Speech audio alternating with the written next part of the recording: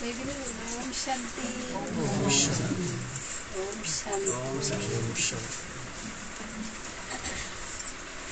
आज की तारीख है 3/10।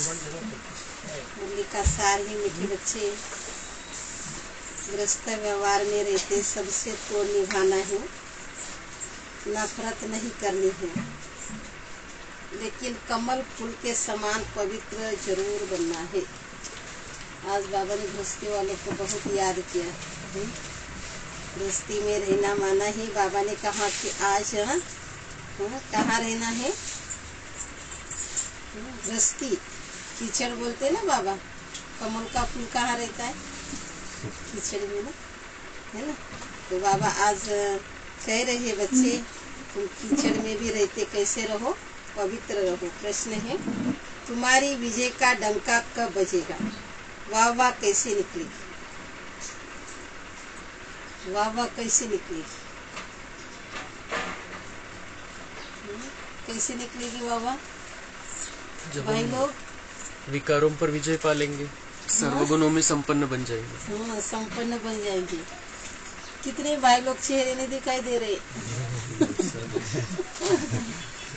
सामने बैठेंगे क्या? कुर्सी दोनों है सर। कुर्सियाँ लेकर के ना सामने बैठो ना, अच्छा लगता है। लेकिन ऐसे मुरली जब सुनाते ना तो अच्छा लगता है। बाबा भी देखता है ना कैसे फीलिंग आती है मुरली सुनते हुए भी, है ना। माताएं जवाब देगी। माता जी क्या बोला बाबा ने? तुम्हारी विजय का डंका कब बजेगा? बाबा की धारणा करेंगे, अच्छा धारणा करेंगे तभी ना, है कि नहीं। और बाबा आज कह रहे वाह वाह, वाह वाह निकलना चाहिए। देखो बाबा क्या समझा रहे। उत्तर है अंत समय जब तुम बच्चों पर माया की ग्रहचारी बैठना बंद हो जाएगी, सदा लाइन क्लियर रहेगी, तब वाह वाह निकलेगी, विजय का डंका बजेगा। अभी तो बच्चों के पर ग्रहचारी बैठ जाती है, विघ्न पड़ते रहते हैं, 3 पैर पृथ्वी के भी सेवा के लिए मुश्किल मिलते हैं। आज कोई दे दो जगह, दिक्कत भी दे दो तो कहते हैं नहीं नहीं हमारे पास है नहीं, है ना। तो वो साकार का समय गया, अभी तो इतना नहीं सकती। लेकिन बाबा कहते हैं देखो, लेकिन वह भी समय आएगा जब तुम बच्चे सारे विश्व के मालिक होंगे। लास्ट समय में कहेंगे हमारा ले लो मकान, हमारा दुकान ले लो, ये सब कुछ ले लो। लेकिन लास्ट समय में क्या करेगा बाबा लेकर के? अभी बच्चों के लिए बाबा को चाहिए, है ना। लास्ट समय में अगर वो समय आएगा घर जाने का समय, तो बाबा क्या करेगा लेकर के? जो आज बाबा के बच्चे हैं, जो उसके लिए आज कहते हैं कि 3 पैर पृथ्वी के लिए चाहिए, है ना। जगह तो चाहिए ना। देखो यहाँ बैठने के लिए जगह है क्या? तो बाबा कहते हैं तुम अच्छी तरह से बैठ करके अगर ये पढ़ाई पढ़ेंगे ना तो बहुत सती भी उच्च पद मिलेगा। कल भी बाबा सुना रहे थे ना, पद का आधार क्या है? पढ़ाई, है ना। गीत है धीरज धर मनवा धीरज धर। ओम शांति। बच्चे नंबरवार पुरुषार्थ अनुसार जानते हैं कि अभी पुराना नाटक पूरा हुआ है, दुख के दिन बाकी कुछ घड़िया है। इसलिए क्या करो, बाबा ने कहा धीरज रखो, धीरज धर मनवा धीरज धर, तेरे सुख के दिन आए कि आए। तो हमारे लिए जो भी समय आएगा, जो भी दिन आएगा, कैसा होगा? कैसा होगा? सुख का होगा ना, है ना। और फिर सदा सुख ही सुख होगा। जब सुख का पता पड़ता है तो समझा जाता है दुख धाम है। तो बाबा सुना रहे, हम बच्चों को समझा रहे ये दुख धाम है और आएगा सुख धाम। वास्ट डिफरेंट है। अभी सुख के लिए तुम पुरुषार्थ कर रही। क्या चाहिए हमको? अभी क्या चाहिए? सुख चाहिए ना। और क्या चाहिए? और क्या चाहिए? बाबा पूछ रहे हैं आणखीन काय पाहिजे? शांती, आनंद, शांती, आनंद, प्रेम, खुशी, प्रसन्नता, हाँ, उदासी किसको अच्छा लगता है? नहीं लगता है ना। प्रसन्नता है ना। समझते दुख का पुराना नाटक पूरा हुआ, सुख के लिए अब बाप दादा की श्रीमत पर चल गए। कोई को भी समझाना बहुत सहज है। अभी बाबा के पास जाना है, बाबा लेने के लिए आया है। कौन सा बाबा आया है? हाँ, शिव बाबा आए शिव बाबा आया। कहाँ ले जाने के लिए आया? परम धाम। सतयुग में कुछ तो परम धाम जाने, सतयुग में जाना है। डायरेक्ट तो सतयुग में नहीं जाएंगे ना, पहले जाएंगे अपने घर, है ना। बाबा लेने के लिए आए। ग्रस्त व्यवहार में रहते कमल फूल समान पवित्र हो रहना है, तोड़ जरूर निभाना है। गृहस्थी में रहो, तोड़ निभाओ, लेकिन बाबा कहते तुम्हें कैसे रहना है? कमल के फूल समान। कीचड़ में देखो, कांटे भी होते, कीचड़ भी होता है, लेकिन कमल का फूल सदा न्यारा और प्यारा, है ना। दुनिया में रहते, गृहस्थी में रहते हैं, सभी तो ज्ञानी नहीं है, या ज्ञान होते हुए भी कभी एक सेकंड में माया प्रवेश करती है ना। तो बाबा आज सुना रहे, तोड़ जरूर निभाना है।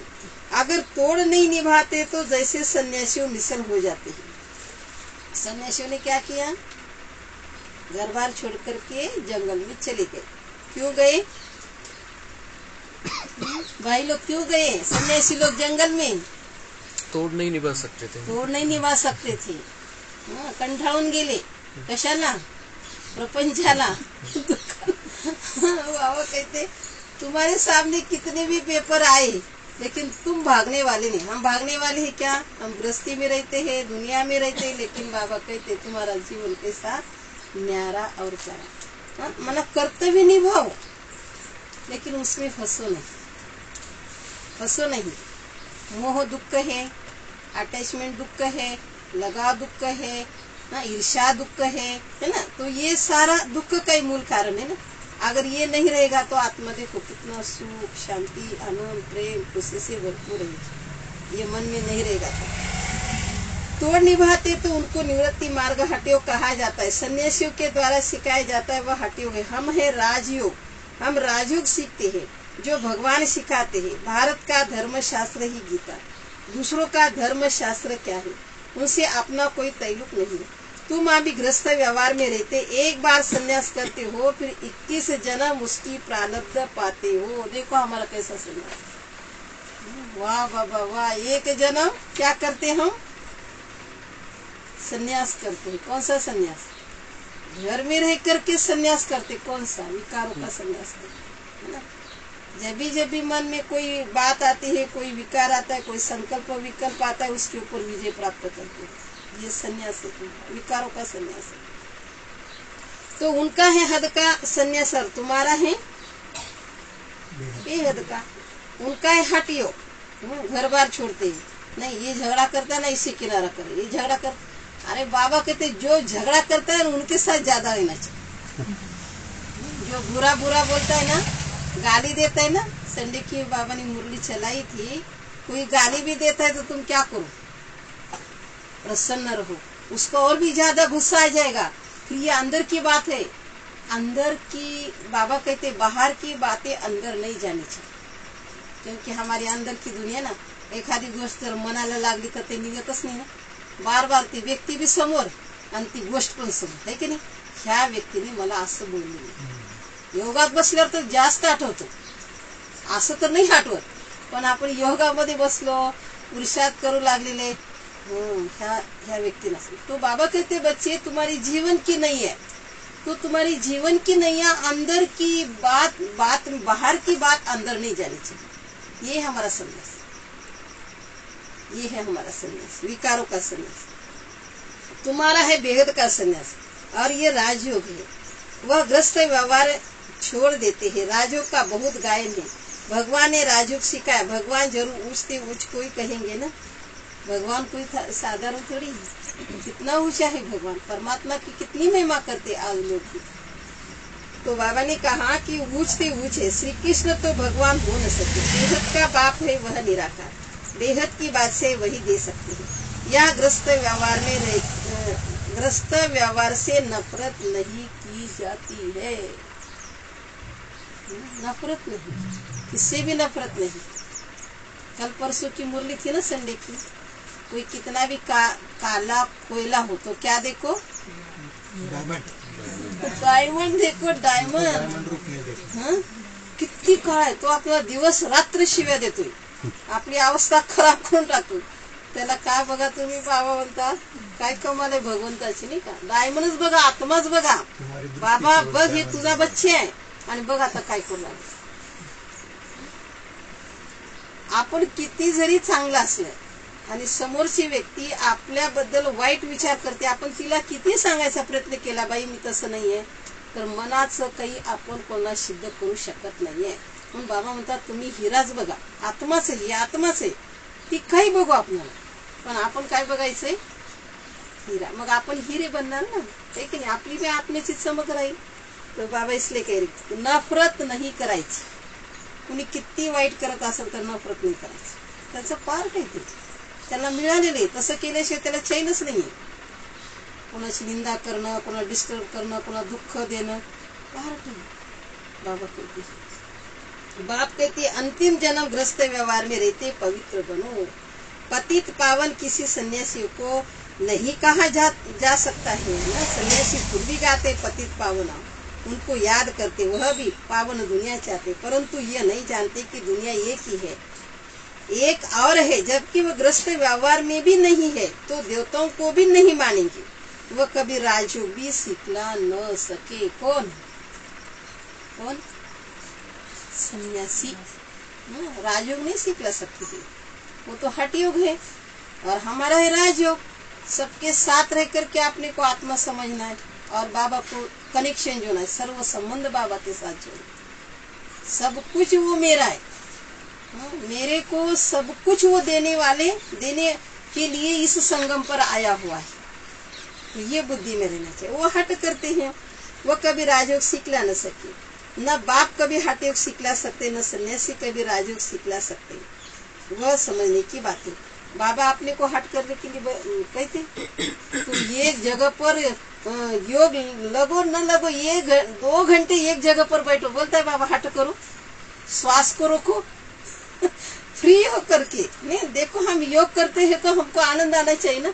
हम बैठे हैं लेकिन हमारा मन बुद्धि सारी दुनिया भटक रही है, उसको राजयोग थोड़ी कहेंगे. राजयोग का अर्थ क्या है, बाबा के साथ कनेक्शन जोड़ करके आनंदमय, प्रसन्नता, सुखमय, शांतिमय, इस गुणों का अनुभव करना.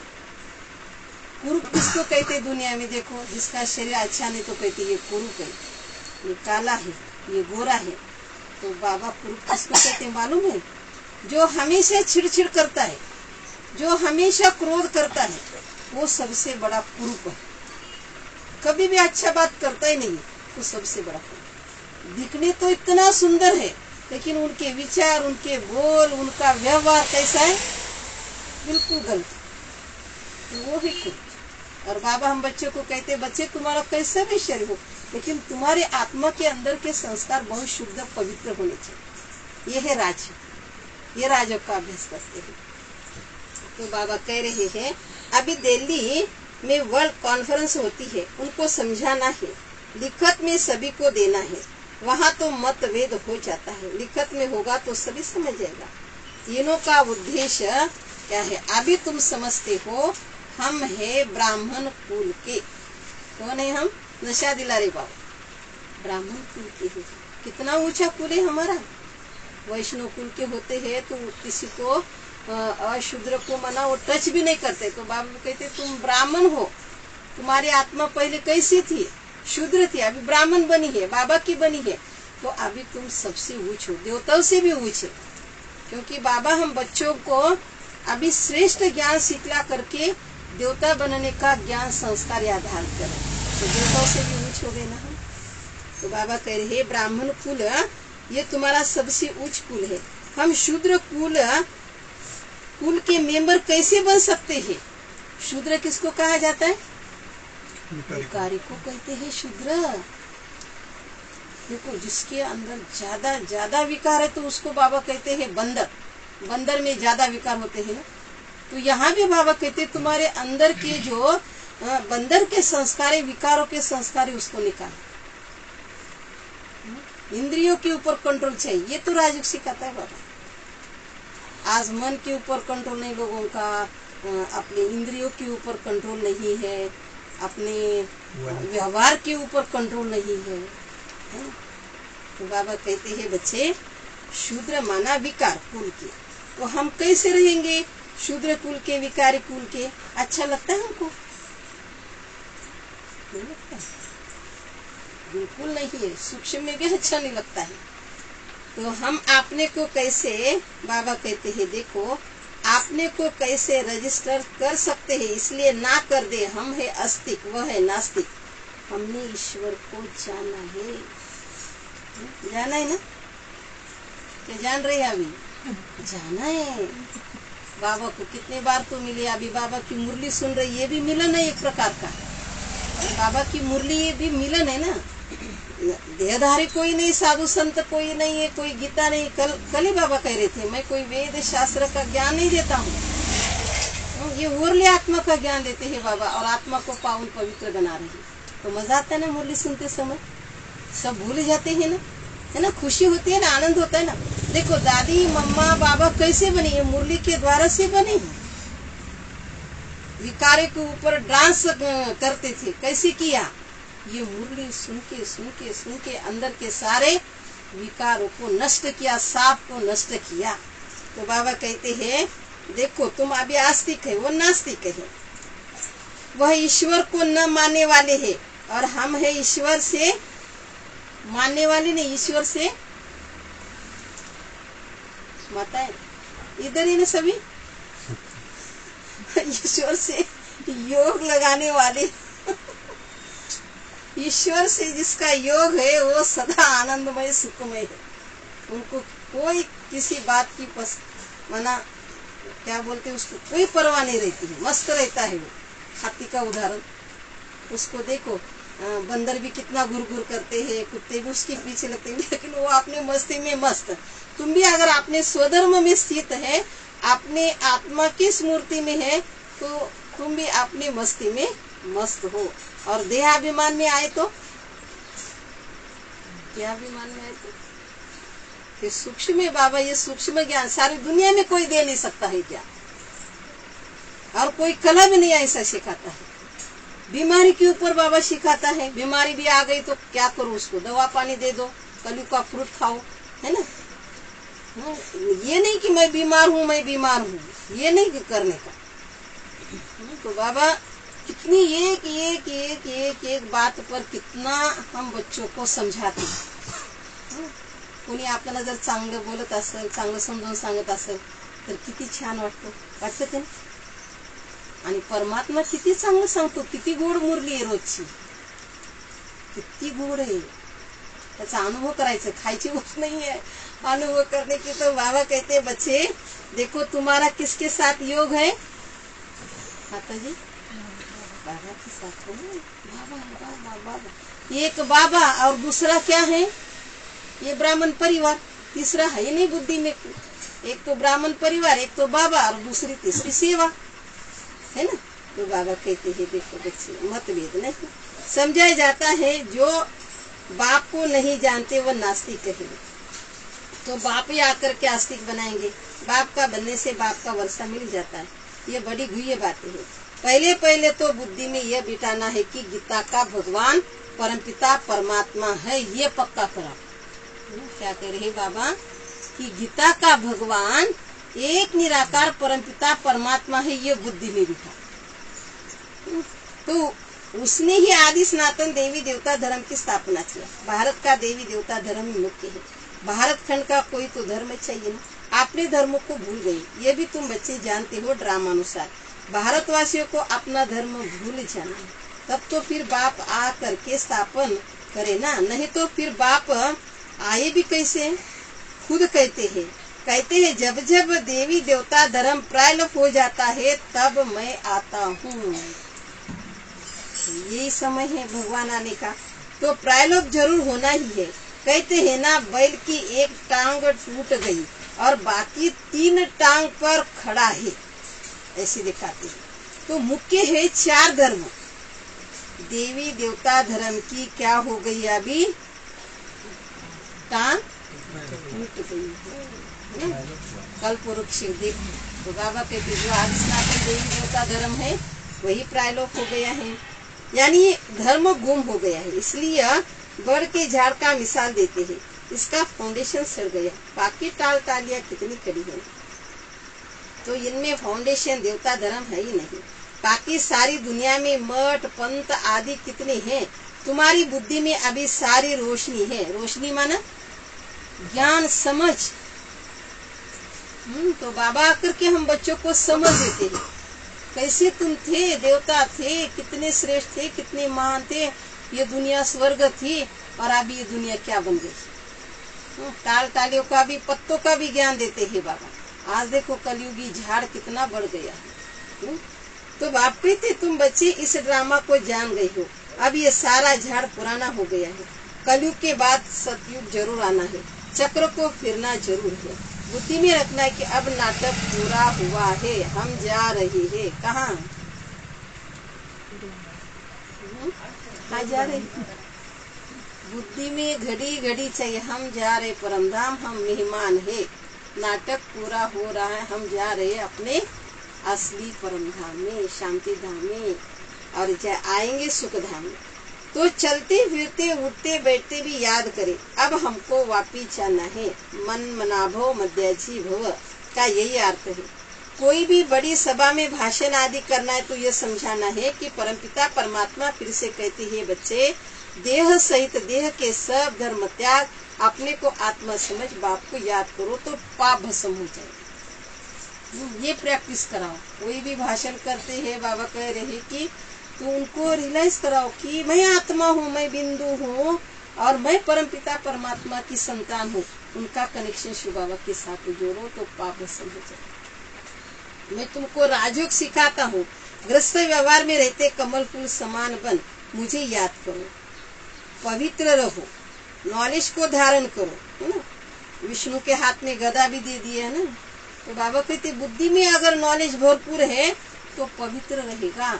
माया आएगी उनके पास, लेकिन वो क्या करेगा, ज्ञान के तलवार से उनको खत्म करेगा, है ना। तो बाबा आज कह रहे नॉलेज को भी धारण करो। अभी सब दुर्गति में, सत्युग में देवता सदगति में थे, फिर बाप ही आकर के सदगति करते हैं। सर्वगुण संपन्न 16 कला संपूर्ण, ये सदगति के लक्षण है। ये कौन देते हैं, बाप देते हैं ना। उनकी फिर लक्षण क्या है, वो ज्ञान का सागर है। और कौन है वो, और कौन है माता जी, ज्ञान का सागर है, आनंद का सागर है और शक्तियों का सागर है ना। प्यार का सागर है, बिगड़ी को बनाने वाला है, कांटों को फूल बनाने वाला है। बाबा इसलिए कहते हैं, मुरली में समझाते ना बाबा, कई मेरे बच्चे, मैं गार्डन में चक्कर लगाता हूँ तो मेरे बच्चे कोई फूल है, कोई कली है, कोई काटे काटे मुरझा हुआ, और कोई डांगर का भी है और कोई आंख का भी फूल। तो बाबा हाँ मुकनी हा ना, म्हणजे ते खुल्लच नाहीये हे बाबा सूर मध्ये सांगतात, उदाहरण देतात। ही खरी आत्मेची स्थिती आहे बघा। ज्याला आनंद चांगला वाटतो, ज्याला खुशी आहे, जो चांगलं करतो त्याचा चेहरा प्रसन्न राहतो, आणि ज्याच्या मनामध्ये नेहमी तो योगाला बसत तर असं वाटतं की हा योगाला बसला का टेन्शन घेऊन बसला असंच वाटतं, लेकिन तर ही आत्मतली आहे ना खुशी, हे बाहेरची थोडी खुशी आहे। इसलिए बाबा कहते हैं, बाबा कैसा है, ज्ञान का सागर, आनंद का सागर, ये अपनी अपनी स्थिति के ऊपर है। याला वैयक्तिकच पुरुषात लागतो, याला कोणी मदत नहीं करणार। करल का कोणी मदत आपण खुश रहण्यासाठी, नहीं। उनकी महिमा बिल्कुल अलग है। ऐसे नहीं कि सब एक ही है, एक बाप के बच्चे सभी आत्मा, प्रजापिता के ही औलाद होते हैं। अब नई रचना रची जाती, प्रजापिता की औलाद तो सब है, परंतु वो लोग इन बातों को जानते नहीं। ब्राह्मण वर्ण है सबसे उच्च, भारत के ही वर्ण गाए जाते। 84 जन्म लेने में इन वर्णों के पास करना है, ब्राह्मण वर्ण है ही संगम पर। तुम बच्चे अभी स्वीट साइलेंस में रहते हो। स्वीट साइलेंस, साइलेंस माना शांती, स्वीट माना ओ रोज मराठी ऐकून ऐकून प्रॅक्टिस नितीन भाई मराठीतून सांगतात ना मुरली, है की नाही। बघा किती हुशार झाल्या माता, अनपढ़ माता है की नहीं। तो बाबा कहते हैं स्वीट साइलेंस, परम धाम बिल्कुल एकदम सायलेंस स्थिती, शांत, एकदम शांत। आणि ते शांतीमध्ये रुख सुखी शांति नहीं, आजकल के शांति में रहते हैं, मौन, किसके साथ बातें नहीं करना, ते काय कामाचं। शांती राहावं, त्याच्यामध्ये गोडवा राहावं, म्हणजे आनंद खुशी वाटली पाहिजे। नाहीतर शांत राहायचं काहीच नाही करायचं तर जीरो स्थिति थोड़ी रहती। तो बाबा कहते देखो साइलेंस सबसे अच्छी है। वास्तव में शांति का हार तो कहाँ है? अंदर ही है, गले में ना, स्वधर्म है हमारा, स्वधर्म है ना। वो दिखाई देने वाला हार नहीं है, हमारा स्वरूप है वो, हमारा वास्तविक गुण है वो, वास्तविकता है वो, हमारा स्वधर्म है वो। तो बाबा कहते हैं उसमें स्थित रहो। एक सेकंड में संकल्प करो, कोई मेरे कुछ भी करे, माया कितना भी तंग करे, लेकिन मैं अपना धर्म छोड़ने वाली नहीं हूँ। कट्टर धर्म वाले भी देखो जो होते ना, वो नहीं अपना धर्म छोड़ते। तो बाबा कहते थोड़ा सा तुम हट करो अपना धर्म धारण करने के लिए, शांति कहो, पवित्रता कहो, सत्यता कहो, माना बाबा कहते हैं अंदर की जो खुशी है वो हट करना चाहिए। मुझे अंदर की खुशी गायब नहीं करनी चाहिए, कुछ भी हो जाए। गले में हार पड़ा हुआ है, चाहते हैं सब शांति घर में जाए, परंतु ये रास्ता कौन बताए? शांति के सागर के सिवाय कोई बता न सके। टाइटल अच्छा दिया, शांति का सागर, ज्ञान का सागर, श्री कृष्ण तो स्वर्ग का प्रिंस है। वह है मनुष्य सृष्टि का बीज रूप। कितना रात दिन का फर्क है। कृष्ण को सृष्टि का बीज नहीं कह सकेंगे, सर्वव्यापी का ज्ञान तो ठहर न सके। बाप की महिमा अपनी है, वह सदैव पूज्य है, कभी पुजारी नहीं बनता। कौन पुजारी कौन नहीं बनता? बाप। ऊपर से पहले जो आते पूज्य से पुजारी बनते। पॉइंट्स तो ढेर समझाई जाती है। तो बाबा कहते हैं देखो इतने पॉइंट्स है, इतने जो सागर है पॉइंट्स के, ज्ञान कितना देते हैं बाबा एक एक करके, परंतु कोटों में कोई निकलते, क्योंकि मंजिल बड़ी भारी है, प्रजा तो ढेर बनती है। कल भी बाबा ने कहा ना, प्रजा कौन बनेगा? दास दासी भी कौन बनेगा? कल सारी क्लियर किया बाबा ने मुरली में। सब समर्पित के लिए भी कहा, गृहस्थियों के लिए भी कहा, सबके लिए कहा, सबके लिए कहा।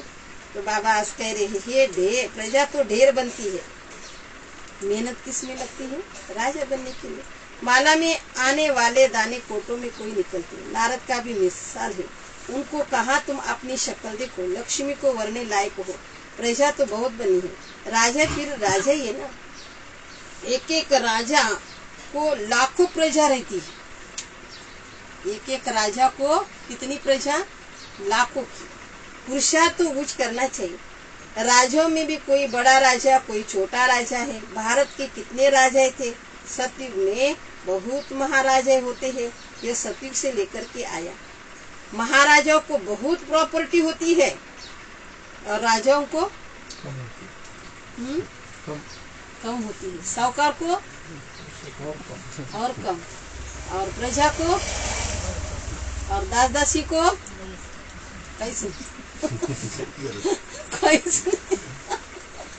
तो बाबा कहते चेक करो, है ना, आम्हाला काय बोलायचे। राजा, महाराजा, सावकार, दास दासी, जो उदास राहतो ना, तो बाबा म्हणतात सतयुगामध्ये काय बनणार आहे तो, त्याचं पद आजच फिक्स आहे, दासी। कर्म इंद्रियों का जो आज दास रहता है वो उदास रहता है वही।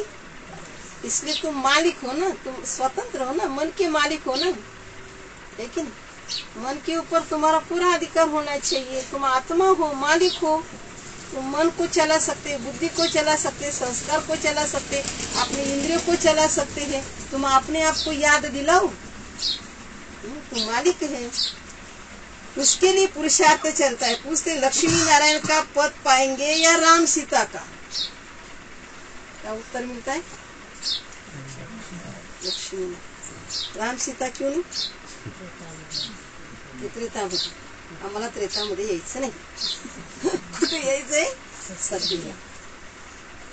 तो कहते हम तो लक्ष्मी नारायण का ही पद पाएंगे, माँ बाप से पूरा वसाएंगे। ये वंडरफुल बातें है। और कोई जगह बातें नहीं है, न कोई शास्त्र में है। अब तुम्हारी बुद्धि का ताला खुल गया। पूछ रहे बाबा हम बच्चों को, बाबा खुल गया। बाबा ने सारा राज समझाया। बाप समझाते चलते फिरते ऐसे समझो कि हम कौन हैं, एक्टर्स। अब हमको वापिस जाना है, ये याद रखे। इनको ही मनमनाभो मध्याजीवो कहा जाता है। बाप घड़ी घड़ी याद दिलाते, बच्चे मैं तुमको वापिस ले जाने के लिए आया हूँ। तो क्या समझना चाहिए, हम हैं मेहमान, हम हैं एक्टर्स, और हम हैं कौन, यात्री। किती यात्रा केली आपण, किती केली, किती शरीर घेतले, धारण केले, सोडले, सतयुगापासून यात्राच करताना आत्मा पटकन गेली आता। इसलिए बाबा कहते वापिस जाना आत्मा को। ये रूहानी यात्रा है। ये यात्रा बाप के सिवाय कोई करा न सके। भारत की महिमा बहुत करनी है। यह भारत होली लैंड है। सर्व का दुख करता, सुख करता, सबका सदगति दाता एक ही बाप है। भारत का बर्थ प्लेस है, जन्मभूमि किसकी, परमात्मा की जन्मभूमि, बर्थ प्लेस है। ये भगवान इस भारत में आते हैं, और देखो इस भारत में भगवान आते हैं, और इस भारत में ही हमारा जन्म हुआ है, और इस भारत में ही हमको ज्ञान मिला है। तो हम भी कितने भाग्यशाली है ना, कितने श्रेष्ठ हैं। वह बाप सबका लिबरेटर है। उनका यहाँ भारत में बड़े से बड़ा तीर्थ स्थान है। भारतवासी भल शिव के मंदिर में जाते, परंतु उनको पता नहीं। गांधी जी को जानते, समझते बहुत अच्छा था, इसलिए जाकर के उन पर क्या करते हैं, फूल आदि चढ़ाते। गांधी जयंती कल हो गई ना, 2 अक्टूबर। तो बाबा कहते उन्होंने अच्छा काम किया, तो लोग क्या करते, उनके ऊपर फूल चढ़ाते। लेकिन गांधी जी का मंदिर नहीं बना। मंदिर किसका बनता है, जो देवी देवता पवित्र है उनका ही मंदिर बनता है। देवी के मंदिर बनते हैं। वही महान आत्मा है, धर्मात्मा है, उनका मंदिर उनकी महिमा करेंगे। तो बाबा कह रहे लाखों खर्च करते हैं। अब इस समय है ही उनका राज्य, जो चाहे सो कर सकते हैं। यह तो बाप बैठ गुप्त धर्म की स्थापना करते हैं। ये राज्य अलग है। भारत में पहले पहले देवताओं का राज्य था। दिखाते असुर और देवताओं की लड़ाई लगी, परंतु ऐसी बातें तो है ही नहीं। यहाँ तो युद्ध के मैदान में माया पर जीत पाई जाती है। माया पर जीत तो जरूर सर्वशक्तिमान ही पहनेंगे ना। बाबा ही रावण राज्य से छुड़ा करके राम राज्य की स्थापना करा रही है। बाकी वहाँ लड़ाई आदि की कोई बात नहीं। अभी देखेंगे सृष्टि में सर्वशक्ति मान इस समय क्रिश्चियन लोग है। वह चाहे तो सब पर जीत पा सकते, परंतु विश्व के मालिक बन नहीं सकते। ये कायदा भी नहीं है। ये राज को तुम बच्चे ही जानते हो। इस समय सर्वशक्तिवान राजधानी क्रिश्चियन की है, नहीं तो उनों की संख्या कम होनी चाहिए, क्योंकि लास्ट में आए। परंतु 3 धर्म में ये धर्म सबसे तीखा है। कौन सा धर्म तीखा है, बाबा कह रहे हैं क्रिश्चियन। सबको हाथ कर बैठे हैं। यह भी ड्रामा बना हुआ है। इनके द्वारा ही फिर हमको राजधानी मिलेगी। कहानी है, 2 बिल्ले लड़े और मक्खन कोणाला भेटलं, हमको मिलेगा। मिलने वाला है। सब झगड़े, सब आपस में लड़ेंगे, झगड़ेंगे, सब पुरानी दुनिया का विनाश होगा, खलास हो जाएगी, हमको मक्खन मिलेगा। कली बाबा ने याद किया था ना कि भक्ति मार्ग में क्या मिलता है, छाछ है ना, और छाछ में कोई ताकत है, और एक रत्न में ताकत है। ये मक्खन है, ये मुरली भी अमृत है, ये आकाशवाणी है। ये एक भी धारण करो तो देखो अपनी स्थिति अवस्था कितनी अच्छी रहेगी। छोड़ दो ये स्थूल की बात नहीं, सूक्ष्म है ऐसा। तो बाबा कह मक्खन बीच में तीसरे को मिल जाता है। वह आपस में लड़ते हैं। मक्खन बीच में भारतवासियों को मिलना है। कहानी तो पाई पैसे की, अर्थ उसका कितना बड़ा है। मनुष्य कितने बेसमझ है। एक्टर होते हुए भी ड्रामा को नहीं जानते, वो बेसमझ हो पड़े। समझते भी है, गरीब है। साहूकार लोग कुछ भी नहीं समझते हैं, है ना। गरीब निवास पतित पावन बाप आया हुआ है। गरीबों को ही बाबा क्या कर रहा है, आज साहूकार बना रहा है ना। भले कोई बड़ा आदमी है ना, समझो लखोपति करोड़पति, अगर वो दुखी है, परेशान है तो, और एखादा गरीब है बेचारा रोज मोल मजूरी करके रहता है और वो सदा खुश रहता है, सदा आनंद से प्रसन्न रहता है, वो सदा ही भगवान की रोज रोज आराधना करके थैंक्स कहता है और धंधा दौरी करता है, कष्ट उठाता है, तो कौन बड़ा कलयुगी? साहूकार बड़ा है, गरीब बड़ा? कौन बड़ा? गरीब बड़ा। और हम भी जन्म लेते लेते लेते बिल्कुल हम साधारण गरीब बने हैं और हमारी आत्मा को बाबा आज हमको साहूकार राजा बना। ये सारी संपत्ति बाबा हम बच्चों को दे रहा है, तो इसलिए बाबा कहते हम भी कितने भाग्यशाली हैं। अब प्रैक्टिकल में पाठ बजा रहे, बड़ी बड़ी सभाओं में तुमको समझाना है। विवेक कहता है धीरे धीरे वाह निकलेगी। किसकी निकलेगी वाह? आपकी ना। लास्ट मोमेंट में डंका बजना है। अभी तो बच्चों के ऊपर ग्रहचारी बैठी है। देखो एक बार ग्रहचारी बैठेगी तो उतरना कितना बड़ा मुश्किल हो जाता है। लाइन क्लियर नहीं, विघ्न पढ़ते रहते, ये भी ड्रामा अनुसार पढ़ते हैं। जितना पुरुषार्थ करेंगे उतना उच्च पद पाएंगे। पांडव को 3 पैर पृथ्वी के नहीं मिलते थे। ये कहाँ का गायन है? आदि का सेंटर के लिए नहीं जगह देते थे, परंतु किसको पता नहीं कि वह फिर भी प्रैक्टिकल में विश्व के मालिक बने, है ना। भले उनको आज जगह नहीं दे रहे, लेकिन वो ही भविष्य में जाकर के क्या बनने वाले? विश्व के मालिक बनने वाले हैं। तुम बच्चे अब जानते हो, इसमें अफसोस नहीं किया जाता। कल्प पहले भी ऐसे हुआ था। ड्रामा के पट्टे पर खड़ा रहना चाहिए, हिलना नहीं चाहिए। कोई कितना भी दुख दे, कुछ भी हो जाए, बाबा कहते हैं तुमको हिलना नहीं चाहिए, अफसोस नहीं करना चाहिए। अब नाटक पूरा होता है, चलते सुखधाम। पढ़ाई ऐसी पढ़नी है जो भविष्य में ऊंच पर पा लेवे। अच्छा, मीठे मीठे सिक्के लगे बच्चों प्रति माता पिता बाप दादा का याद कर। और गुड मॉर्निंग रूहानी बाप की रूहानी बच्चों को नमस्ते। रूहानी बच्चों की रूहानी बाप दादा को याद प्यार। गुड मॉर्निंग, वाह बाबा वाह, शुक्रिया। क्या मिला धरना की मुख्य साथ?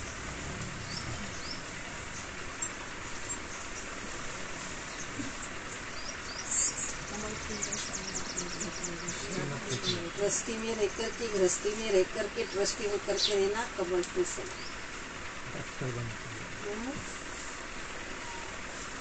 और माताएं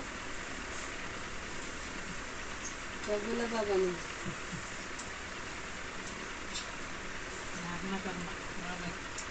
ज्ञान की धारणा करनी, योग लगाना है। बाबा हम बच्चों को राजयोग सिखा रही है। और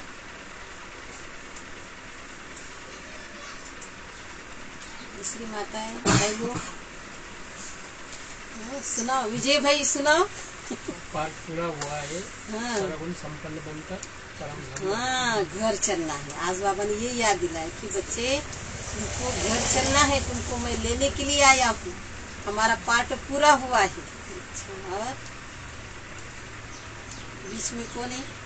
सर सर स्वयं को एक्टर समझना है और ड्रामा की पटरी पर स्वयं को एक्टर समझना और ड्रामा की पटरी पर चलना है। लाइन और ये भाई बीच वाला काय म्हणाले बाबा? मराठी बोला, मराठी। किती छान छान सांगितलं आज बाबांनी। तुम्हाला मी राजयोग शिकवत आहे, हठयोग नहीं शिकवत आहे। सुख की प्रारब्ध बनाने के लिए पढ़ाई ऊंची पढ़नी, अच्छी पढ़ाई पढ़नी है। भविष्य की प्रारब्ध अगर उच्च प्राप्त करना है तो पढ़ाई, क्योंकि ये सारा पढ़ाई का ही मदार आहे ना, लेकिन बुद्धीमध्ये जर ज्ञान असेल तरच मग भविष्य पण चांगलं राहील। कारण पढ़ाईमुळे बघा आजकाल पण दुनियामध्ये जास्त लोक शिकलेले असतात तर त्यांना नोकरी सर्व्हिस पण चांगलीच मिळते। मग बाबा म्हणतात तुमच्या बुद्धीमध्ये जर हे ज्ञान असेल आणि तुम्ही मायापासून खूप दूर आहे तर तुमचं सतयुगामध्ये खूप उच्च पद आहे, खूप उच्च पद आहे। भले आज साधारण आपण गरीब आहे, गृहस्थीमध्ये एक काम करने वाली, शेतामध्ये काम करने वाली माता जी, परंतु तिनं परमात्म्याला ओळखलं, तिला हे ज्ञान कळालं तर तिचं सतयुगामध्ये बघा किती मोठं पद, किती मोठं पद आहे. अश्विन बाबा कहते गृहस्थ व्यवहार में रहते तोड़ निभानी, तोड़ निभाना है, छोड़ना नहीं है ना. वो लोग तो देखो सन्यासी क्या करते हैं, तोड़ नहीं निभाते हैं, भाग करके जंगल में चले जाते. तो बाबा कहते तुमको गृहस्थी में भी रहना है, सबके साथ अच्छा व्यवहार भी करना है, तोड़ निभाना है, कर्तव्य निभाना है, लेकिन राजयोग का अभ्यास करना, राजयोगी बनना है. राजयोगी कम बात है क्या, कितना बड़ा टाइटल देते हैं बाबा. राजयोगी इस कर्म इंद्रियों का राजा बनना, आत्मा मालिक है, ये सिखाते हैं. कोई कितना भी बोला तो वो आत्मा को बोलना हमारा राजयोगी है, राजयोगी है, तो कितना भी बोले तो हमको कुछ असर नाही होणे वाला है ना. क्योंकि मान अपमान निंदा स्तुती तर हे राहतच आपलं जीवन आहे, तर तिथं आहेच ना. आपण किती जरी चांगलं राहिलं तर गृहस्थीमध्ये सगळे संबंधीमध्ये काही ना काही येतच, आणि आपल्या मनामध्ये पण काही ना काही येतं. मी का आत्मा आहे, राजा आहे, मी बाबा का बच्चा हूँ, बाबा मेरा साथी, 1000 भुजा वाला बाबा आहे, 1,00,000 भुजा वाला बाबा मेरा साथी. असं आपल्याला आपल्या मनाला, हे बघा कोणाच्या मनाला कुणी समजून किती सांगले, 1 घंटा तू असं नको कुरबा, तू असं नको, पण आपल्या मनाला ह्या ज्ञानाने आपण समजून सांगू, तेव्हा कुठं मन स्थिर राहते. नाहीतर मन बी एक काय आहे, चंचल बच्चा आहे, चंचल. ते एका ठिकाणी बसतच नाही आहे. बसतं का मन, आणि दिसत तर कोणाला नाही आहे.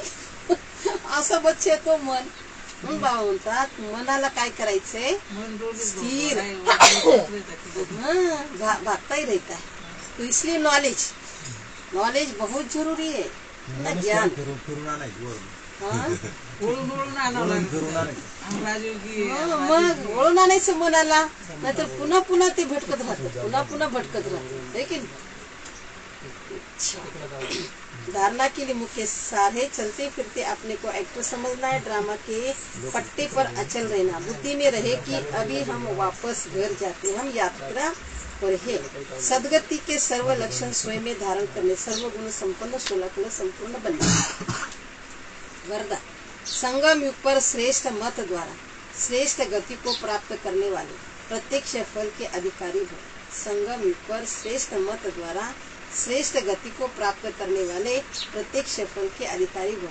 संगम युग पर श्रेष्ठ मत के आधार पर जो श्रेष्ठ कर्म करते हैं उसका प्रत्यक्ष फल अर्थात सफलता अभी ही प्राप्त होती है. जो श्रेष्ठ कर्म करते हैं ना उसका प्रत्यक्ष फल सफलता. जे चांगलं काम करतात त्याला चांगलंच भेटणार आहे ना, आणि जे वाईट केलं तर वाईटच भेटणार आहे. तर प्रत्यक्ष फल आहे बाबा को. इसलिए कहते हैं जैसी मत वैसी गत. जसे तुमचे विचार तशी तुमची गति होणार. तो लोग समझते मरने के बाद गति मिलेगी, लेकिन आप बच्चों को इस अंतिम जन्म मर्जीवा जन्म में हर कर्म की सफलता का फल कहाँ मिळता, इधर मिळता है. इतकंच भेटतं आपल्याला, मेल्यानंतर नाही. अर्थात गती प्राप्त होणे का वरदान मिला हो. बघा एखादी जर आपण काम चांगलंच करू लागले तर बाबा त्याच्यामध्ये शक्ती भरतात आणि वरदान देतात. तो बाबा इसलिए कह रहे हैं कि अभी तुमको वरदान मिला, आप भविष्य की इंतजार में नहीं रहते, अभी अभी करते, अभी अभी प्राप्ती. म्हणजे बाबा म्हणतात आत्ता करा आणि आत्ताच तुम्ही त्याचा अनुभव करा. भविष्यामध्ये तर मिळेल ती कुणी पाहिलेली सतयुगामध्ये, तिथं तर सुखच आहे. पण आत्ता करा आणि आत्ताच, है की एखादी गोष्ट आपल्या संकल्प मनामध्ये आली, मला हे करायचे, तुरंत केलं त्याने, तुरंत दान महापुण्य, तर त्याचं प्रत्यक्ष फळ तर इथंच मिळतं ना. बाबा म्हणून लागले अभी अभी करते और अभी अभी प्राप्ति का अधिकार मिल जाता है. इसको कहते रचयिता का रचना से सच्चा प्यार, परमात्मा से सच्चा प्यार है. आत्ता जे मनामध्ये आला आपण लगेच केलं तर बाबा कहते हैं कि रचयिता का रचना से सच्चा प्यार. स्लोगन है दृढ़ संकल्प से हर कदम में बाप को फॉलो करने वाले ही संपन्न बनते हैं. दृढ़ संकल्प से हर कदम में बाप को फॉलो करने वाले ही संपन्न बनते. मुरली का सारे मीठे बच्चे गृहस्थ व्यवहार में रहते, सबसे तो निभाना है, नफरत नहीं करनी है, लेकिन कमल फूल के समान पवित्र जरूर बनना है. प्रश्न है तुम्हारी विजय का डंका कब बजेगा, वाह कैसे निकलेगी. अंत समय तुम बच्चों पर माया की ग्रहचारी बैठना बंद हो जाएगी, सदा लाइन क्लियर रहेगी, तब वाह निकलेगी, विजय का डंका बजेगा. अभी तो बच्चों के पर ग्रहचारी बैठ जाती है, विघ्न पड़ते रहते हैं, तीन पैर पृथ्वी के भी सेवा के लिए मुश्किल मिलते हैं, लेकिन वह भी समय आएगा जब तुम बच्चे सारे विश्व के मालिक होंगे। गीता धीरज धर मनवा. धीरज धर मनवा, धीरज धर. माताला नाही आठवत, ते दिन आहे. आता येतच नाही आठवत, घरी जाई पण काय काय विसरून जातो.